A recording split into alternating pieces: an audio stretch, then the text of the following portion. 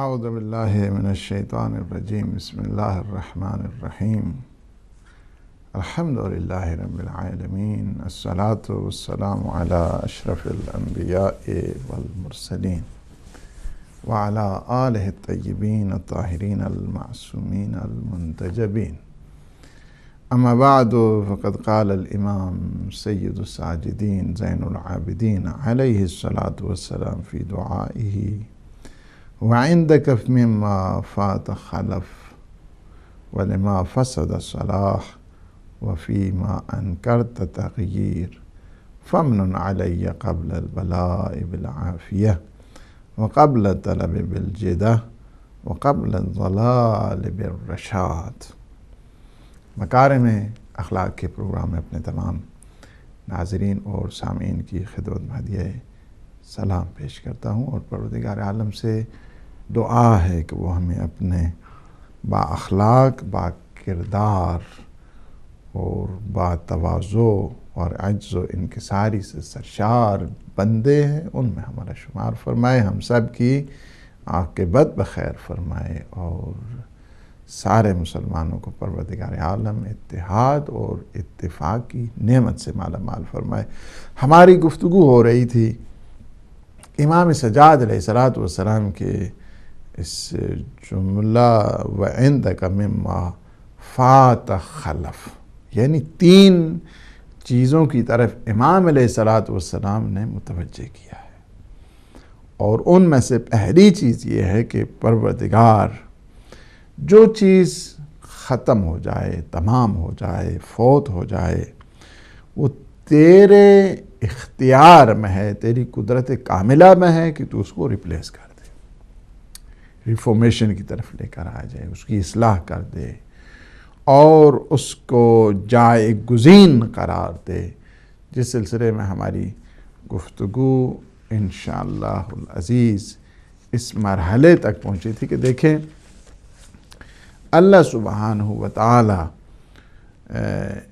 جب چاہے تبدیلی پیدا کر سکتا ہے، اس وجہ سے کہ اس کی قدرت کاملہ، اس کی خالقیت، حاکمیت کے ان تقاضوں میں سے یہ ہے، اور ریپلیس کرنا، تبدیل کرنا، جائے گزین کرنا اور اس کے مقابلے میں ایک خلف صالح جس کو کہا جائے اس کا اچھا بدلہ قرار دینا، یہ بھی اللہ سبحانہ وتعالیٰ کے اختیار میں۔ بات ہماری یہاں پہ آ کر تمام ہوئی تھی امام جعفر صادق علیہ السلام کا ارشاد کہ من تصدق بصدقۃ حین یصبح اذهب اللہ عنہ نحس ذلک الیوم، یعنی اگر کوئی صبح ہوتے ہی اور صدقہ دے دیتا ہے، راہ خدا میں خرچ کر دیتا ہے، انفاق فی سبیل اللہ کی طرف جاتا ہے، تو دن کے ٹائم پہ جتنے نحوست ہے، نحس ہے، برائی ہے، شر ہے، ایول ہے،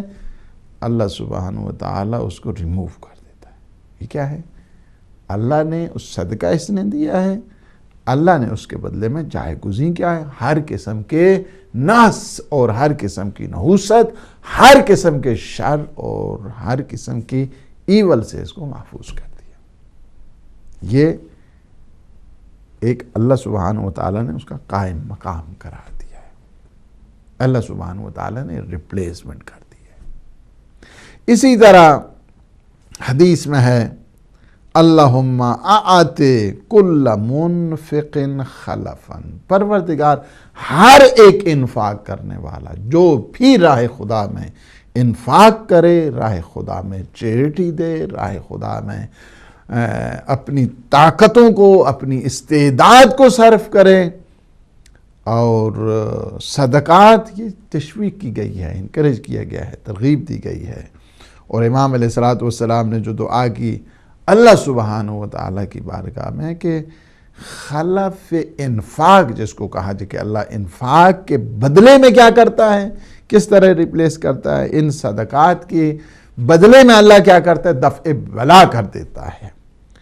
اور ان صدقات اور اس چیریٹی میں کہ جو اللہ سبحانہ وتعالی کے راستے میں دی جائے، اس وجہ سے کہ مومنین کی نشانیوں میں سے یہ ہے الذین یؤمنون بالغیب ویقیمون الصلاۃ، اور کیا ہے وَمِمَّا رَزَقْنَاهُمْ يُنْفِقُونَ، ہمارے دیے ہوئے سے وہ دیتے ہیں، اللہ نے جو چیز دی ہوئی ہے اس سے وہ دیتا ہے۔ انسان اپنے پاس سے تو کچھ نہیں لایا، خود اپنی ذات بھی انسان اپنے پاس سے نہیں لے کے آیا۔ یہ طاقتیں کس نے دی ہیں؟ یہ استعداد اور یہ فیکلٹیز اور یہ ابیلٹیز انسان کو کس نے دی ہیں؟ اس کی دی ہوئی طاقتوں کو انسان مصرف میں لاتا ہے نا۔ اگر انسان اپنی توانائیوں سے مصرف میں لاتا ہے راہ خدا، تو یہ بھی صدقہ ہے۔ مال اس نے دیا ہے، راہ خدا میں اس کو تقسیم کرتا ہے، انفاق کرتا ہے، کنٹریبیوٹ کرتا ہے، ڈسٹریبیوشن کی طرف جاتا ہے، اور انفاق فی سبیل اللہ کرتا ہے، تو یہ بھی کیا ہے؟ ان صدقات میں سے اللہ کی دی ہوئی چیزیں، مما رزقناہم، جو کچھ ہم نے انہیں دیا ہے، اپنے پاس سے یہ کچھ نہیں لے کر آئے۔ وہ تو بدبخت ہے کہ جو انسان یہ سوچے ہاں جی یہ دسانت پتنی کی ہو جائے، کچھ بھی نہیں ہوگا، آپ کو اللہ اور دے گا۔ کنویں سے پانی نکالتے رہیں، تازہ پانی آتا رہے گا، شفاف اور تازہ اور گوارا میٹھا پانی۔ کنویں کو بند کر دیں گے، اس سے کچھ نکالیں گے نہیں، وہی بدبو چھوڑ جائے گا۔ اسی طرح انسان کا مال، نفق جو کہتے ہیں نا، نفق کہتے ہیں اس ٹنل کو، نفق ٹنل کو کہتے ہیں، یعنی کیا ہے؟ ایک طرف سے جائے دوسری طرف سے آئے۔ انفاق فی سبیل اللہ جو کرتا ہے کوئی نفق کی منزل، ادھر سے آپ دیتے ہیں ادھر سے وہ دے دیتا ہے۔ اگر انسان اپنی ذات میں بخل نہ کرے، وہ تو کریم ذات ہے، اس کے ہاں تو تصور بخل نہیں کیا جا سکتا ہے، ایسا تو نہیں۔ تو کیا ہے کہ مطلب یہ کہ امام علیہ السلام فرماتے ہیں اللہم آتے کل منفق خلفا، پروردگار جو بھی تیرے رستے میں تقسیم کرے، جو بھی تیرے رستے میں انفاق کرے، اس کے لیے تو بھلائی عطا فرما، اس کے لیے بدلہ عطا فرما، اسے جزائے خیر عطا فرما، اس کے لیے اچھی ریپلیسمنٹ فرما، اس کے لیے اچھا خلف قرار دے۔ صدقہ یہ دیتا ہے، انفاق یہ کرتا ہے، اللہ اس کے لیے خلف کیا قرار دیتا ہے؟ اس سے بلاؤں کو دور کر دیتا ہے، اس کے مصیبتوں کو دور کر دیتا ہے، اس سے مشقات کو دور کر دیتا ہے۔ اسی وجہ سے کہ راہ خدا میں جو انسان خرچ کرتا ہے، صدقے کا ہمارے یہاں چونکہ تصور ہی الٹا ہے، صدقہ پتہ نہیں کیا سمجھتے ہیں کہ وہ چمٹ، نہیں بابا، آپ مسکرا کے ساتھ کسی کے ساتھ بولتے ہیں یہ بھی صدقہ ہے۔ آپ اگر کسی کو نصیحت کرتے ہیں تو یہ بھی صدقہ ہے۔ جو کام راہ خدا میں کیا جائے وہ صدقہ شمار ہوتا ہے۔ صدقہ کسی کو نصیحت کرنا، کسی کو درس دینا، کسی کو تبلیغ کرنا، کسی کی اصلاح کرنا، کسی کی ریفارمیشن کی طرف جانا، یہ سارے کے سارے شعبے ہیں صدقات کے۔ کسی کو اچھا مشورہ دینا، یہ بھی صدقے کا شعبہ ہے۔ یہ ہے کہ صدقہ ایک براڈ کانسیپٹ ہے۔ ہم نے اس کے نیگیٹو جو میننگ ہیں وہ بھی ایک پورے تفسیر المرجان میں ہم نے اس کو نقل کیا مفصل انداز کے ساتھ، اس کے پازیٹیو جو میننگ ہے۔ کیوں فرمایا کہ آپ کا سب سے بہترین صدقہ یہ ہے آپ اسے اپنے اس عزیز کو دے دیں، رشتہ دار کو دے دیں جو آپ کو دشمن ہے۔ اللہ سبحانہ و تعالیٰ کیا حکمتیں ہیں، اس کے پیغمبر کیا حکمتیں ہیں، چونکہ ہم لوگ نہیں سمجھتے۔ صدقہ جو تو سر تو پاؤ اس پاس یہ پتہ نہیں کیا ہو گیا، اب جو کھائے گا اس کو چمٹ جائے گا، جو لے گا نہیں، ایسا نہیں ہے، یہ تصور غلط ہے، یہ تصور غلط ہے صدقے کا۔ راہ خدا میں اپنی استعداد کو مصرف کرنا یہ صدقہ ہے۔ تو کیا ہے؟ اپنی عزیز ترین چیز کو راہ خدا میں مصرف کیا جائے، کہ جس طرح نہ یہ ہے کہ جب کام کی چیز نہیں رہتی ہے، جب مصرف سے خالی ہو جاتی ہے چیز، تو یہ امام بارگاہ کی طرف چلے جائے، یا مسجد کی طرف چلے جائے، یا مرکز کی طرف چلے جائے، یا سینٹر کی طرف چلے جائے، ایسی بات نہیں ہے۔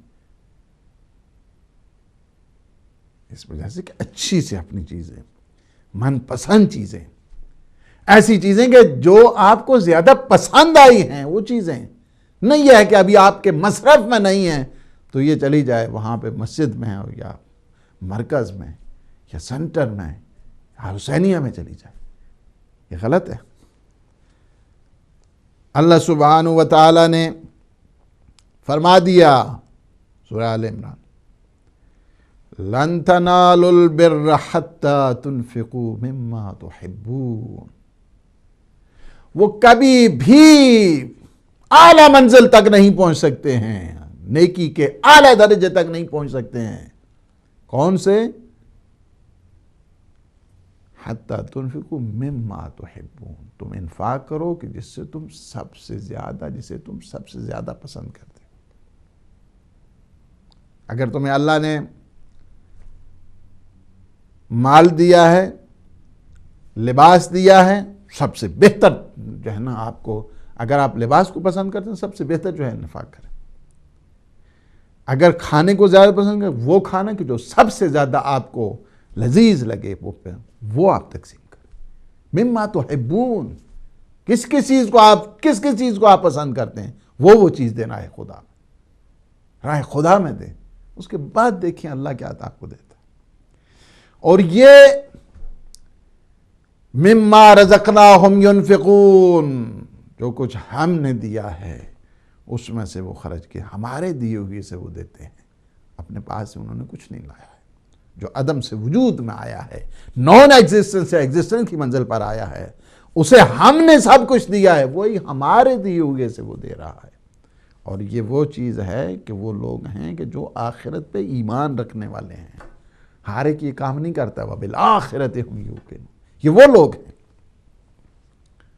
حضرت عبدالعظیم حسنی، جن کا مزار تہران میں ہے اور بہت زیادہ تاکید ہے، جو محدث ہیں اہل بیت کے، اور ان کی زیارت کا بہت زیادہ ثواب ہے۔ شہر رے میں ان کی، جنوب تہران میں جن کی زیارت گاہ ہے، انہوں نے امام جواد علیہ السلام سے، امام تقی جواد علیہ السلام سے، اور پھر اپنے آباء طاہرین امیر المومنین سے یہ روایت نقل کی ہے۔ امام علیہ السلام فرماتے ہیں، من ایقن بالخلف جاد بالعطیہ، جسے ہمیشہ آخرت کے اجر اور ثواب کا یقین ہوتا ہے، یقین رکھتا ہے، وہ اچھا مال راہ خدا میں دیا کرتا ہے۔ اپنا مطلوب جسے وہ پسند کرتا ہے وہ چیز راہ خدا میں دیا کرتا ہے، اگر اسے آخرت میں صحیح معنوں میں یقین ہے۔ یہ پہلے جملے کی کہ پروردگار تیرے ہاں قدرت ہے، تیرے ہاں حاکمیت ہے، تو وہ چیز کہ مما فات، جو چیز گزر گئی، جو چیز ختم ہو جائے، جو چیز دی جائے، فوت ہو جائے، تیرے ہاں یہ اختیار ہے کہ تو اس کو الائیو کر دے، تو اس کو لائیو کر دے، تو اس کو زندہ کر دے، تو اس کی ریپلیسمنٹ کر دے، تو اس کا جائے گزین قرار دے۔ پہلا جملہ۔ دوسرے جملے میں امام علیہ السلام نے فرمایا کہ وَلِمَا فَسَدَ الصَّلَاحُ، یعنی دنیا میں کئی چیزیں ہیں کہ جو فاسد ہوتی رہتی ہیں، ختم ہوتی رہتی ہیں۔ فاسد اگر کوئی غیر قابل انتفاع چیز ہے کہ جس سے انسان منفعت حاصل نہیں کر سکتا ہے، بینیفیشل نہیں ہے اس وقت، وہ جو نان بینیفیشل جو چیزیں ہیں، پروردگار تیرے اندر وہ تیری حاکمیت میں، تیری قدرت میں یہ صلاحیت موجود ہے کہ اس کو کیا کرے، وَلِمَا فَسَدَ صلاح، تو اسے شائستہ بنا دے، قابل منفعت بنا دے، قابل انتفاع بنا دے، فائدہ مند بنا دے، تو کر سکتا ہے۔ تیرے ہاں کس چیز کی کمی ہے؟ یہاں پہ آپ ایک چیز کی طرف دیکھیں کہ یہ دنیا کے جس میں ٹوٹل، چونکہ یہ حوادث کا مجموعہ ہے، اس میں چینج آتا رہتا ہے۔ العالم، یہ جو عالم کیا ہے، متغیر ہے، اور اس میں حدوث ہے، ہر دم چینج آتا رہتا ہے، ایوولوشن کی طرف ایک انسان جاتا ہے، ایک انسان پھر وَمَن نُعَمِّرْهُ نُنَكِّسُهُ فِي الْخَلْقِ، تو یہ چیز کیا ہے کہ انسان ہر دم چینج، فساد وہ نہیں کہ فتنہ فساد کی بات کر رہا ہوں، بلکہ کیا ہے کہ یہ دنیا پورا عالم کیا ہے، تغیر اور تبدل ہے اس میں، ہر موجود کا جب ایک انسان دیکھتا ہے اس میں تغیر آتا رہتا ہے، تبدل آتا رہتا ہے. ایک موجود مثلا وہ گل سڑ جاتا ہے، دوسری صورت اختیار کر جاتا ہے. اور یہ اس عالم میں، جس عالم میں ہم لوگ زندگی، دا پریزنٹ ورلڈ جس میں ہم لوگ زندگی گزار رہے ہیں، اس کی خاصیت ہے کہ اس میں دنیا ہے. دنیا کی خاصیت میں سے یہ چیز ہے کہ ہر چیز میں نابودی آتی رہتی ہے، تباہی کی طرف جاتا رہتا ہے، بربادی کی طرف جاتا رہتا ہے، ختم ہونے کی طرف جاتا رہتا ہے، فاسد ہوتی رہتی ہیں چیزیں. یہ دنیا ہے نا. آخرت میں یہ چیزیں نہیں ہیں. عالم برزخ میں یہ چیزیں نہیں ہوتی ہیں کہ وہاں پہ زوال ہو یا چیزیں زائل ہونا شروع ہو جائیں یا چیزیں کم ہونا شروع ہو جائیں. ایسا تو نہیں. انسان دیکھیں نا، میں مثال دے دوں کہ انسان جب اس دنیا میں قدم رکھتا ہے اس وقت انسان کی حالت کیا تھی؟ پھر کیا ہے؟ بڑا ہوتا رہتا ہے، جوانی کی طرف آتا ہے، بڑھاپے کی طرف آتا ہے، پھر چلا گیا. اسی طرح ہے، کوئی مر رہا ہے، عالم تکوین ہے، کوئی زندہ ہو رہا ہے، کوئی پیدا ہو رہا ہے، کسی کی ولادت ہو رہی ہے، کسی کی وفات ہو رہی ہے. تو یہ ایک عالم تکوین ہے. عالم تکوین میں یہ ساری چیزیں ہو رہی ہیں، اور کوئی چیز کم ہو رہی ہے، کوئی چیز زیادہ ہو رہی ہے، کوئی چیز زائل ہو رہی ہے، کوئی چیز عالم برزخ میں سر نہیں ہے. انشاءاللہ کافی تاکید بھی کی گئی، فرمائش بھی کی گئی کہ ہم عالم برزخ پہ کچھ پروگرام کریں. ابھی ہم آئرلینڈ گئے، وہاں پہ بھی مومنین نے درخواست کی، اور فرمائش کی. درخواست میں کیا کہوں، بلکہ فرمائش کی گئی. لندن کے مومنین نے فرمائش کی کہ عالم برزخ پہ کچھ پروگرام. انشاءاللہ میں یہ جو ہی مجھے فرصت ملتی ہے کچھ پروگرامز کے بعد میں اسی پروگرام کو جو مکارم اخلاق ہے اس کو تھوڑے دنوں کے لیے موقوف کر کے عالم برزخ پہ کم از کم 10-15 جو پروگرامز ہیں ضرور انشاءاللہ وہ بھی آئیں گے کہ عالم برزخ کیا ہے، کہاں سے شروع ہوتا ہے، وہاں پہ لائف سٹائل کیسے ہے، وہاں پہ لوگ کس طرح رہتے ہیں، مومنین کہاں پہ رہتے ہیں، منافقین کہاں پہ رہتے ہیں، ان کی زندگی کا انداز کیا ہوتا ہے، سلیقے کیا ہوتے ہیں، کیا وہ آتے ہیں اپنوں کے ہاں، نہیں آتے ہیں، کس وقت آتے ہیں. یہ ایک پورا ایک جہان ہے، اور انشاءاللہ ہم اس کو کوشش کریں گے کہ اس عالم برزخ کے بھی کچھ احوال آپ کی خدمت پیش کریں. اور انشاءاللہ شاید 1-2 ہفتے کے بعد ہم دیکھتے ہیں، کوشش کرتے ہیں کہ اس کو بھی ایک کمپرہنسو جو ڈسکشن ہے، خلاصہ تن جو ہے نا آپ کی خدمت میں پیش کی جائے. تو انشاءاللہ میں یہ عرض کر رہا تھا کہ عالم برزخ کی خصوصیات میں سے، عالم آخرت کی خصوصیات میں سے یہ ہے کہ وہاں پہ چیز جو ہے نا زائل نہیں ہوتی ہے، نابود نہیں ہوتی ہے، فاسد نہیں ہوا کرتی ہے. آخرت میں جیسی چیز ہے ایسی رہا کرتی ہے، اس چیز میں کمی نہیں آتی ہے. یہاں پہ آپ نے 1 بوری چاول کی لائی، ہر روز کھاتے ہیں، کمی ہوتی رہتی ہے. یعنی کہ وہاں پہ وہی بوری کی بوری ہے، وہاں پہ کمی نہیں آتی ہے. عالم آخرت میں کمی نہیں آتی ہے. ایک دفعہ کہتے ہیں امام محمد باقر علیہ السلام دمشق سے بہت بڑا ایک مسئلہ تھا، وہاں سے مسئلے کو حل کر کے واپس آ رہے تھے. تو ایک مسیحی تھا، کرسچن تھا، اور کرسچن بھی عام کرسچن نہیں بلکہ پریسٹ، پادری، اور حضرت عیسیٰ کے ان جو حواریوں میں سے ان کی نسل سے، اور بہت بڑا بزرگ پادری تھا اور پریسٹ. جو ہی دیکھا ایک جھرمٹ ہے، لوگ کھڑے ہیں، اور وہ سال میں 1 ہی دفعہ اپنی ملاقات کراتا تھا. اس ہجوم میں دیکھے امام علیہ السلام نے دیکھا کہ وہ اس طرح امام جا کے اس کو فقط دیکھا، فوراً چہرہ امامت کو اس نے جب طواف کیا، کہا کہ انت منا او الامت المرحومہ، کیا آپ ہم سے ہیں یا امت مرحومہ سے ہیں؟ امت مرحومہ یعنی پیغمبر اسلام کی امت کو امت مرحومہ کہا جاتا ہے. ہم سے ہیں یعنی کہ عیسائی ہیں یا امت مرحومہ. فرمایا کہ انا من امت المرحومہ، میں پیغمبر اسلام کی امت سے ہوں. دوسرا اس نے کویسچن کیا، انت من الجہلاء ام العلماء، آپ کا تعلق کس سے ہے، عالم ہیں غیر عالم؟ فرمایا کہ لست من الجہلاء، ہم جاہل نہیں ہیں، ہم جہلاء سے ہمارا کوئی ربط نہیں ہے. کہا کویسچن آپ کریں گے یا میں کروں گا؟ یہی چیز ہے نا، سلونی کے مصداق، جن کا بابا ممبر سلونی پہ بیٹھ کے آواز دے، سلونی سلونی قبل ان تفقدوا، تم سوال کرو، آپ سوال کریں۔ کہا کہ یہ بتاؤ آپ کے نبی نے بتایا ہے، 4 کویسچن ہے، میں اب یہاں پہ ایک ایک کہ تاکہ انشاءاللہ اس کو تھارولی ڈسکشن ہم انشاءاللہ عالم برزخ میں کریں گے۔ آپ کے نبی نے فرمایا ہے کہ جو عالم برزخ کی نعمتیں ہوتی ہیں وہ دائمی ہوا کرتے ہیں۔ آپ کے نبی نے فرمایا ہے کہ عالم برزخ میں یا عالم قیامت میں the hereafter and the day of judgment and day of reckoning، وہاں پہ انسان کو کسی حاجت کی، ٹوائلٹ کی، واش روم کی ضرورت نہیں پڑتی ہے۔ کیا اس کی مثال اس دنیا میں بھی ہے؟ آپ کے نبی نے کہا کہ وہاں پہ عالم برزخ اور عالم آخرت میں جو چیزیں استعمال اور مصرف کے بعد کبھی کم نہیں ہوتی ہیں، کیا اس کی مثال اس دنیا میں بھی ہے؟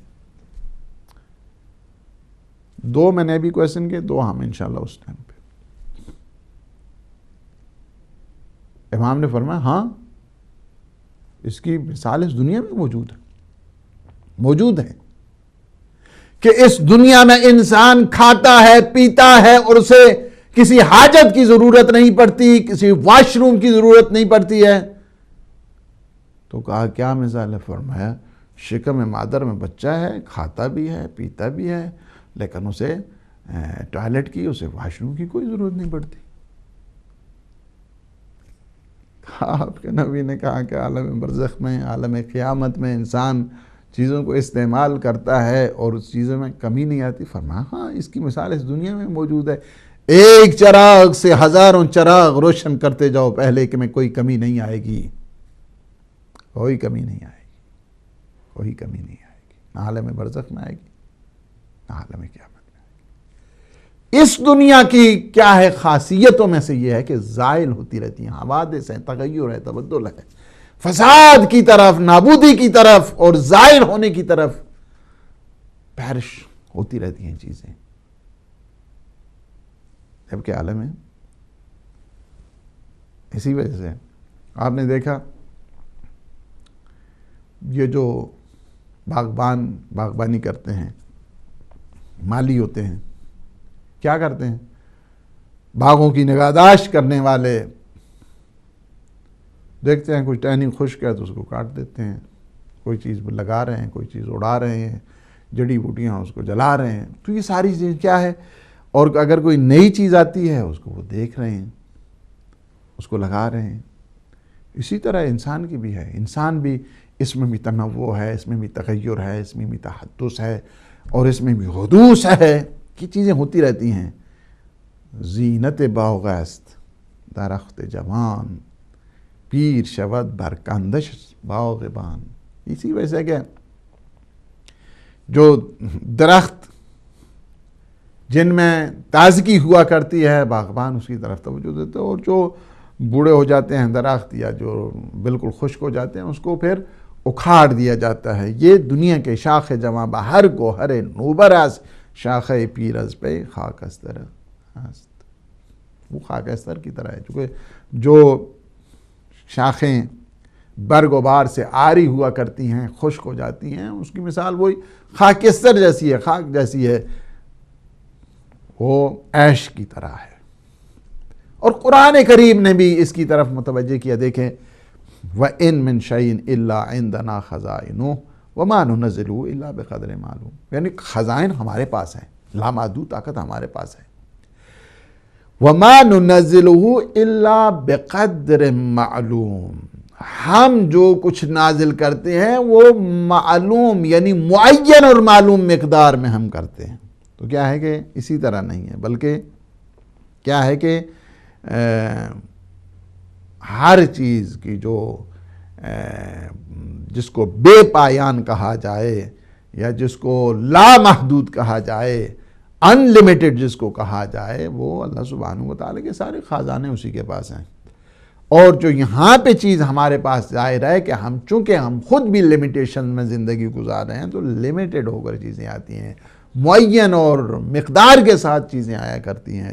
پیغمبر اسلام صلی اللہ علیہ وآلہ وسلم سے جب پوچھا گیا کہ یہ خزانے پروردگار کے جو ٹریجرز آف گاڈ، اللہ سبحانہ و تعالیٰ کے جو خزانے کیا ہیں، فرمایا کلام ہے اس کا، فَإِذَا أَرَادَ شَيْئًا قَالَ لَهُ كُن فَيَكُن، بی اینڈ بیکم. یہ ہے اللہ سبحانہ، وہ کہتا ہے، ارادہ کرتا ہے. حالانکہ اللہ کے ارادوں کی یہ ہمیں بھی سمجھانے کے لیے ہے کہ الہی ارادہ کے لیے بھی کوئی لفظوں کی ضرورت نہیں پڑتی ہے. وہ بی کہے یا کن کہے، فیکن، کن فیکن، ہو جاتا ہے، یعنی ارادہ الہی. امام جعفر صادق علیہ السلام فرماتے ہیں کہ لما صعد موسیٰ الطور فنادى ربه عز وجل قال رب ارنی خزائنک قال یا موسیٰ انما خزائنی اذا اردت شیئا ان اقول له کن فیکن. حضرت موسیٰ جب کوہ طور پہ چلے گئے اور ایک ندا دی، کہا پروردگار تو اپنے خزانوں کی معرفت نصیب فرما، تو اپنے خزانوں کے بارے میں ہمیں بتا. اللہ سبحانہ و تعالیٰ نے حضرت موسیٰ کو وحی کی، فرمایا یا موسیٰ انما خزائنی، میرے خزانے کیا ہیں، اذا اردت شیئا، جب میں کسی چیز کا ارادہ کرتا ہوں تو کیا کرتا ہوں، ان اقول لہو، تو میں اس کو کیا کہتا ہوں، کن فیکون، تو بس وہ کیا ہو جاتا ہے. یہ اللہ سبحانہ وہ چینج کرنا، تبدیل کرنا، حوادث سے نکالنا، تغیر تبدل، یہ سارے اللہ کی حاکمیت کی اور اس کی قدرت کی نشانیوں میں سے نشانی ہے. یہی ہے کہ آپ کسی کو اس نے مال دیا ہے، جان دی ہے، مال دیا ہے، ایک معین مقدار میں اس کو رکھا ہے، معین مقدار مینی اس انداز کے ساتھ، ایک تو معین ہے کتنا اس کے پاس رہے گا، کب تک رہے گا، کتنا رہے گا، کتنا رہے گا، اور کس حد تک رہے گا، دونوں کے اعتبار کے ساتھ، کیفیت کے اعتبار کے ساتھ بھی، کمیت کے اعتبار کے ساتھ بھی، کہ یہ مال جو ہم نے دیا ہے کتنا ہوگا اور کب تک رہے گا، اس کو کون جانتا ہے، اللہ سبحانہ و تعالیٰ جانتا ہے، اللہ سبحانہ و تعالیٰ جانتا ہے. اسی طرح اس کی زندگی بھی ہے، اس کے بھی کم و کیف ہوا کرتا ہے، ہر چیز میں اس نے کم و کیف رکھا ہے. ان کل شیء خلقناہ بقدر، ہم نے ہر چیز کا ایک قدر معین کی ہے، اس کو ویلیو کے اعتبار کے ساتھ ہے، کس حد تک ہے، اس کی کم اور کیف کیسے، اس کی پوری سچویشن کے ساتھ ہے. وہ جو سناریو ہے طے ہوتا ہے اللہ سبحانہ و تعالیٰ کے کن فیکون، اس کے تحت. انسان جتنے بھی ہے ایک پورے کا پورا اللہ اسے صاحب دے دیتا ہے، لیکن اس کو کب ختم ہونا ہے، ختم کرنے کے اس کے کئی ذریعے ہوتے ہیں. فقیر کر دیتا ہے بعضوں کا، بعضوں اس طرح مال ہوتا ہے اس کی آنکھوں کے سامنے ختم ہوتا ہے، طوفان آ گیا ہے، زلزلہ آ گیا ہے، سیلاب آ گیا ہے اس کی آنکھوں کے سامنے. اس وجہ سے کہ اس کو غنیمت انسان کو شمار کرنا چاہیے جب اللہ اسے مال دے، اللہ اسے ثروت دے. جب چلا جائے کہ تو بہت سارے کہتے ہیں ہاں اللہ آپ تو دے دینا، دیکھ مطلب کس طرح خمس نکالتا ہوں، کس طرح میں زکوٰۃ دیتا ہوں. بابا تیرے پاس تھا، تم نے تب کیا کیا ہے؟ یہ اللہ آزمائش کرتا ہے، یہ بہت بڑی آزمائش ہے بذات خود بھی، کہ ہدایت ٹی وی کہہ رہا ہے 14 پاؤنڈ جو ہے پر منتھ دے دو. یہ آزمائش نہیں ہے، یہ بھی اللہ آزمائش کرتا ہے. اسی طرح ہے، اسی طرح ہے. وہ کہا ہاں جی حجت ہوگی 313 نہیں ہو، بابا 313 ابھی تک پوری دنیا میں سے 5000 آدمی نہیں ہے. یہ اسی طرح اللہ جو ہے آزماتا ہے اور اسی طرح اللہ دیکھا کرتا ہے. یہ درس عبرت ہے کہ جس کی طرف انسان کو جانا ہے، کہ جب ہم نے تمہیں، جس وقت ہم نے تمہیں مال دیا ہے تو اس نے غریبوں کو دھتکارا تو نہیں ہے، غریبوں کی بے حرمتی تو نہیں کی ہے. کلا بل لا تکرمون الیتیم ولا تحاضون علی طعام المسکین وتاکلون التراث اکلا لما وتحبون المال حبا جما. یہ انہی لوگوں کے لیے ہائے وائے میں جنہوں نے زندگی گزاری ہے، مور سٹل مور میں زندگی گزاری ہے، حل من مزید میں جنہوں نے زندگی گزاری ہے. تو یہ کیا ہے کہ ہم نے جب مال دیا ہے، ثروت دی ہے، جاہ دیا ہے، مقام دیا ہے، اس کو تم نے کہاں پہ خرچ کیا ہے؟ مقام، منزل آزمائش ہے، منزل امتحان ہے، مقام عبرت ہے، اس سے غرور نہیں تو تم میں آیا ہے. کیا تم تکبر میں مبتلا ہوئے ہو؟ ہم نے اپنی طاقتیں تمہیں اگر نچھاور کی ہیں تو یہ بہت بڑی آزمائش ہے. تو کیا ہے کہ وہ اللہ سبحانہ و تعالی ہے، قادر مطلق ہے، توانا ہے، اومنیپوٹنٹ اینڈ اومنیسنٹ گاڈ ہے، وہ علیم ہے، وہ قدیر ہے. تو اس کے ہاں کسی چیز کی وہ کمی نہیں ہوتی ہے، جب چاہتا ہے عطا کرتا ہے. اور یہی چیز ہے کہ اگر کوئی چیز زائل ہو جائے اس کو دوبارہ ریپلیس کرنا اور اس کو اچھی کنڈیشن میں لے کے آنا، یہ اللہ سبحانہ و تعالیٰ کے اس قدرت کاملہ کا ایک حصہ ہے. اسی طرح اگر تیسرے جملے میں اگر آپ آ جائیں، امام علیہ السلام نے جو فرمایا ہے وَفِيمَا أَنْكَرْتَ تَغْيِيرٌ، کہ بہرحال جو تیرے نزدیک ٹھکرائی ہوئی چیز ہے اور جس سے تو راضی نہیں ہے، ناراض ہے، تیری مصلحت اور تیری قدرت اور تیری حاکمیت کے تقاضوں کے تحت تو جب چاہے اس کو تبدیل کر دے، اپنی رضایت میں لے جائے.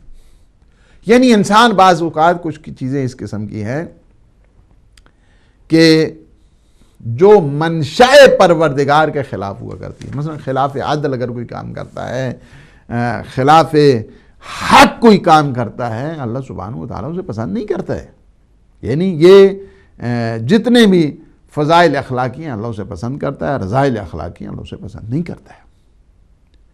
اگر انسان وہ کام کرے کہ جس کی وجہ سے انحطاط کی طرف جائے، تنزل کی طرف جائے، پستی کی طرف جائے، اللہ اسے پسند نہیں کرتا ہے، اس وجہ سے کہ اللہ نے اسے اشرف المخلوقات بنایا. اللہ کفر کو پسند نہیں کرتا، اللہ شرک کو پسند نہیں کرتا، اللہ نفاق کو پسند نہیں کرتا، اللہ رذائل اخلاقی کو پسند نہیں کرتا، اللہ بد اخلاقی کو پسند نہیں کرتا، اللہ بدتمیزی کو پسند نہیں کرتا. یہ ساری چیزیں ہیں. احکام پہ عمل نہ کرنا اللہ اسے پسند نہیں کرتا ہے. جس طرح فرمائے کہ ان تکفروا فإن اللہ غنی عنکم، اگر تم کفر اختیار کرو تو اللہ کا تو اس میں کوئی نقصان نہیں ہے، تمہارا اپنا نقصان ہے. اللہ ان چیزوں سے بہت غنی ہے. وَلَا يَرْضَى لِعِبَادِهِ الْكُفْرَ، اور اللہ کبھی بھی تمہارے کفر پہ راضی نہیں ہوتا ہے. یعنی کیا ہے؟ اگر کوئی کفر اختیار کرتا ہے اللہ راضی نہیں، شرک کرتا ہے اللہ راضی نہیں ہے، بدعت کرتا ہے اللہ راضی نہیں ہے، واجبات کی پابندی نہیں کرتا ہے اللہ راضی نہیں ہے، محرمات سے اپنے آپ کو نہیں بچاتا ہے اللہ راضی نہیں ہے، فضائل اخلاقی کو چھوڑ کر رذائل اخلاقی کی طرف جاتا ہے اللہ اسے پسند نہیں کرتا. یحلفون لکم، یا پھر فرمائے یحلفون لکم لترضوا عنکم فإن ترضوا عنہم فإن اللہ لا یرضی عن القوم الفاسقین. یہ آگے قسمیں اٹھاتے پیغمبر کے، ہم یہ کر دیں گے، بالکل ہم سے آپ جو ہے نا وہ اوتھ لے لیں، قسم لے لیں، ہم سے وعدہ لے لیں، سب چیزیں. فرمایا کہ اللہ سبحانہ و تعالیٰ فاسقین سے قطعاً راضی نہیں ہے. جو قوم فاسقین ہے اللہ اسے پسند نہیں کرتا ہے. تو یہاں پہ کیا ہے؟ جتنے بھی سیئات اخلاقی ہیں، اخلاقی برائیاں ہیں، گناہ ہیں کہ جو وصال سے دور کرتے ہیں، وصال پروردگار سے انسان کو، یہ بارگاہ الہی میں کیا ہیں؟ یہ ساری چیزیں وہ ہیں کہ جنہیں اللہ پسند نہیں کرتا ہے، مطرود ہیں، طرد ہیں، یعنی اللہ نے ان کو ٹھکرا دیا ہے. یہ چیزیں وہ ہیں، متروک ہیں. اب کیا ہے کہ وہ منقلب کیسے کرے، کہ انسان منقلب کیسے ہو جائے؟ یعنی ان چیزوں کو چھوڑے گا، ان چیزوں کو چھوڑے گا، رذائل اخلاقی کو چھوڑے گا، فضائل اخلاقی کی طرف آئے گا اللہ اسے پسند کرے گا. شرک کوئی کر رہا ہے ایمان کی طرف آئے گا اللہ اسے پسند کرے گا. کفر کر رہا ہے مومن بن جائے گا اللہ اسے پسند کرے گا. نفاق کر رہا ہے اس کو جو دو رخی ہے اس میں ہیں، انسان اگر صاف دل کا باطن کا پاک ہو کر اللہ کی بارگاہ میں آئے گا اللہ اسے پسند کرے گا. تو یہ چیزیں ہیں کہ اللہ اسے پسند کرتا ہے. چینج لانا ہے ہم نے، اور یہ توفیق اللہ سے ہم نے حاصل کرنی ہے کہ پروردگار تو ہمیں توفیق عطا فرما. اب کیا ہے کہ اللہ میں تو ساری چیزیں طاقتیں موجود ہیں، وہ حاکم ہے، حاکمیت اسی کی ہے، اور وہ چاہے تو راتوں رات کسی کو امین کر دے، چاہے تو راتوں رات کی ساری پوری کائنات کو مومن کر دے. کیا یہ اللہ کی قدرت ہے یا نہیں ہے؟ بالکل اللہ کی قدرت ہے. اور اللہ سبحانہ و تعالیٰ نے خود بھی فرمایا اس کو، وَلَوْ شَاءَ رَبُّكَ لَأَمَنَ مَنْ فِي الْأَرْضِ كُلُّهُمْ جَمِيعًا لَآمَنَ مَنْ فِي الْأَرْضِ كُلُّهُمْ جَمِيعًا. اگر اللہ چاہتا تو یہ سارے کے سارے روئے زمین پر جتنے ہیں کیا ہے، سارے کے سارے ایمان لے آتے، جتنے بھی کائنات میں ہیں. وَلَوْ شَاءَ رَبُّكَ لَآمَنَ مَنْ فِي الْأَرْضِ كُلُّهُمْ جَمِيعًا. سارے کے سارے اس پوری کائنات میں جتنے ہیں سارے کے سارے با ایمان. کیا ضرورت ہے یا اللہ کو اس قسم کا سارے کے سارے پوری کائنات میں؟ اللہ فرماتا ہے میں کر سکتا ہوں لیکن میں نہیں کرتا. یا اللہ تو کیوں نہیں کرتے اس طرح؟ اس وجہ سے میری مشیت اور میرے ارادے کے خلاف ہے. اس وجہ سے کہ میں نے انسان کو ارادہ اور اختیار دے کر پیدا کیا ہے. اگر میں نے خود ہی سارا جو ہے نا وہ فعل اور انفعال کرنا ہے تو پھر انہیں ارادہ اور اختیار دینے کا مطلب کیا ہے؟ میں نے انہیں ارادہ اور اختیار دیا کہ اپنی مرضی کے تحت چلیں. اپنی مرضی سے مومن بنو، اپنی مرضی سے کافر بنو. تم چاہتے ہو مومن بنو، مومن بنو. چاہتے ہو کہ مومن نہ بنو، نہ بنو. ہم نے انہیں ارادہ اور اختیار دیا. جس طرح فرمایا کہ وَقُلِ الْحَقُّ مِن رَبِّكُمْ فَمَنْ شَاءَ فَلْيُؤْمِنْ. قُلِ الْحَقُّ مِن رَبِّكُمْ، حق کیا ہے؟ تمہارے رب کی طرف سے. فَمَنْ شَاءَ فَلْيُؤْمِنْ وَمَنْ شَاءَ فَلْيَكْفُرْ. آپ جس کی مرضی ہے ایمان کو اختیار کرے، جس کی مرضی ہے کفر کو اختیار کرے.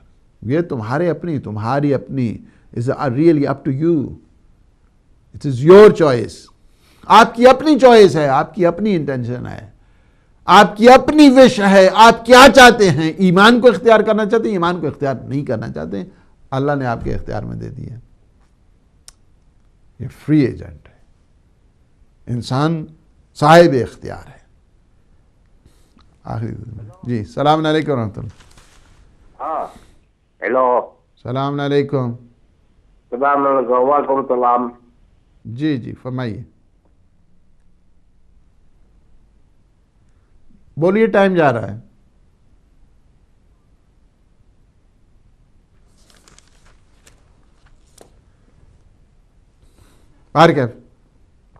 اتنا ٹائم نہیں ہوتا ہے کہ اس طرح جو ہے نا وہ. تو میں یہ کہہ رہا ہوں کہ دیکھیے اللہ سبحانہ و تعالیٰ نے اختیار دیا ہے انسان کو، ارادہ دیا ہے، فری ول دی ہے، چوائس دی ہے. فرمایا تم میں سے جو چاہتا ہے، چاہے تو ایمان لے کر آئے، چاہے تو کفر انسان اختیار کرے. اس میں تو اس کی اپنی مرضی کے اوپر ہے. آپ تم ایمان لاؤ گے حسن عاقبت ہے، کوئی کفر اختیار کرے گا جہنم اس کے لیے تیار ہے. تو یہ ہے کہ یہ چیز جو بتا دی گئی کہ انسان دیکھو ایمان لانا ہے، عقائد اپنے درست کرے، اعمال اپنے درست کرے، واجبات کی طرف جائے، محرمات سے اپنے آپ کو بچائے. اور یہ اللہ نے انسان کو ارادہ اور اختیار سے نوازا. وہ کہہ دینا ہاں جی خیر ہی و شر ہی من اللہ و تعالی، اس آیت کو کیا کرو گے؟ خیر اللہ کی طرف سے ہے، شر اللہ کی طرف سے نہیں ہے. اللہ نے کیا فرمایا؟ قُلِ الْحَقُّ مِن رَبِّكُمْ فَمَنْ شَاءَ فَلْيُؤْمِنْ وَمَنْ شَاءَ فَلْيَكْفُرْ. دیکھو حق تمہارے رب کی طرف سے ہے، تمہاری مرضی ہے کہ تم کیا کرو، ایمان کو اختیار کرو، تمہاری مرضی ہے کہ تم کفر کو اختیار کرو. یہ تمہارے اوپر ہے. اللہ کسی کو کافر نہیں بناتا، اللہ ہر ایک کو مومن دیکھنا چاہتا ہے. اب کیا ہے اس کے بعد؟ وَفِيمَا أَنْكَرْتَ تَغْيِيرٌ، یعنی جتنی جو یہ چینج کرنا ہے، اگر کوئی منفور چیزیں ہیں، مطرود چیزیں ہیں، اس میں چینج اللہ سبحانہ و تعالیٰ لاتا ہے کہ انسان کو اس طرف لے جائے. انسان کے ارادہ، انسان کے اختیار، لیکن وہ تب بھی ہے کہ انسان انیشیٹو لے گا. تو انیشیٹو لے گا اللہ سبحانہ و تعالیٰ اسے اس منزل تک پہنچائے گا. انسان میں خطائیں ہوتی رہتی ہیں. دیکھیں انسان خطا کرتا رہتا ہے، اور یہ خطائیں آپ دیکھیں حضرت آدم کے بیٹوں سے لے کر آپ ائمہ معصومین کے جو اصحاب ہیں وہاں تک بھی آپ چلے جائیں. اور یہ ہوتی رہتی ہیں، لیکن جب انہیں متوجہ کیا جاتا، جو اللہ کے پاک بندے ہوتے تھے فوراً اس کی طرف رجوع کرتے تھے، ریٹرن ٹو گاڈ، اللہ سبحانہ و تعالیٰ کی طرف بڑھ کے آتے تھے. یہ ہمیشہ رہتا تھا. اور یہ بڑے بڑے جو صحابی، حتیٰ کہ معصومین علیہ السلام کے صحابی، بعض اوقات ان اشتباہات کی طرف جب جاتے تھے، اشتباہ سے ان کو بتایا جاتا تھا، فوراً اللہ کی طرف متوجہ ہو جاتے تھے. جس طرح ایک روایت میں دیکھیں، حسین بن ابی علا ہیں، یہ راوی ہیں، کہتے ہیں کہ خرجنا الی مکہ نیفا و20 رجلا فکنت اذبح لهم فی کل منزل شاۃ. کہتے ہیں کہ ہم سفر مکہ حج کے لیے تھے. حسین بن ابی علا، یہ امام جعفر صادق علیہ السلام کے زمانے میں ان کی بات کرنا، بہت بڑے آدمی تھے. کہتے 20 آدمی ہمارے ساتھ تھے، گویا ایک گروپ تھا، 20 آدمی کا گروپ. کہتے جہاں جہاں پہ پڑاؤ ڈالا جاتا تھا، جہاں جہاں پہ ہم رکتے تھے، کیا ہوتا تھا کہ میں ایک بکرا لیتا تھا اور ذبح کرتا تھا، سب کو کھلاتا تھا. اذبح لکم فی کل منزل شاۃ، ایک جو ہے لیم لیا اور لیم کو ہم نے ذبح کیا اور ذبح کر کے سب کو کھلا دیا. فلما اردت ان ادخل علی ابی عبداللہ علیہ السلام، جب میں امام جعفر صادق علیہ السلام کے پاس گیا، قال واہ یا حسین اتذل المؤمنین. جب زیارت کے لیے گیا امام جعفر صادق علیہ السلام کی، امام کو جب امام نے مجھے دیکھا ہی تو فرمایا اے حسین، حسین بن ابی علا، فرمایا کہ تم چاہتے ہو کہ مومنین کو ذلیل کرو. تو بہت افسوس کا مقام ہے، افسوس ہے تم پر، تم چاہتے کہ مومنین کو ذلیل کرو. قلت اعوذ باللہ من ذلک، فرزند رسول کا ایسے ہو سکتا ہے؟ اللہ کی پناہ، یہ نہیں ہو سکتا. فقال علیہ السلام، امام علیہ السلام نے فرمایا بلغنی انک کنت تذبح لهم فی کل منزل شاۃ. مجھے پتہ چلا ہے سفر حج میں جب تم مکہ کی طرف رواں دواں تھے، تمہارے ساتھ 20 آدمی تھے، اور جہاں جہاں پہ بھی تم پڑاؤ ڈالتے تھے، جہاں جہاں پہ بھی تم قیام کرتے تھے، اسٹے کرتے تھے، وہاں ایک بکرا ذبح، ایک بکری ذبح، ایک لیم ذبح، اور تم کھلاتے تھے. قلت یا مولایا، کہا میں نے عرض کی فرزند رسول، میرے مولا اور آقا، واللہ ما اردت بذلک الا وجہ اللہ تعالی، قسم بخدا میں تو اس سے چاہتا تھا کہ اللہ کی رضایت حاصل ہو جائے. یہ اس وجہ سے میں جہاں جہاں پہ بھی پڑاؤ ڈالتے تھے، جہاں جہاں پہ بھی رکتے تھے، جہاں جہاں پہ اسٹے ہوتا تھا، جہاں جہاں پہ بھی قیام ہوتا تھا، میں یہ چاہتا تھا کہ تاکہ لوگ وہاں جی بھر کر کھائیں. میں تو اللہ کی خوشنودی کی خاطر یہ سب کچھ کر رہا تھا. فقال علیہ السلام، امام علیہ السلام نے فرمایا اما کنت ترى ان فیہم من یحب ان یفعل مثل افعالک. کیا تمہیں پتہ ہے تمہارے انہی مومنین میں سے چاہتے سارے یہی تھے کہ ہم بھی بکرا دیں، ہم بھی ان سب کو کھلائیں، ہم بھی ان سب کی خدمت داری کریں، ہم بھی سب ان کی مہمان نوازی کریں. لیکن ان کے پاس قدرت نہیں تھی، ان کے پاس مال نہیں تھا، وہ چاہتے یہی تھے. فلا یبلغ مقدورتہ ذالک، ان کی قدرت نہیں تھی، ان کے ہاں حالات ایسے نہیں تھے، وہ حالات انہیں اس بات کی طرف اجازت نہیں دیتے تھے، ان کی مالی استطاعت نہیں تھی اتنی کہ وہ کر سکتے ہر جگہ کوئی جان بکرے دیتا رہے اور وہاں پہ. فَيَتَقَاصَرُ إِلَيْهِ نَفْسُهُ، جس کی وجہ سے وہ مومنین کو نہیں کھلا سکے، چونکہ ان کا قدرت نہیں تھی، وہ قاصر تھے اس مسئلے میں، مشکل میں تھے، ان کے حالات اجازت نہیں دیتے تھے.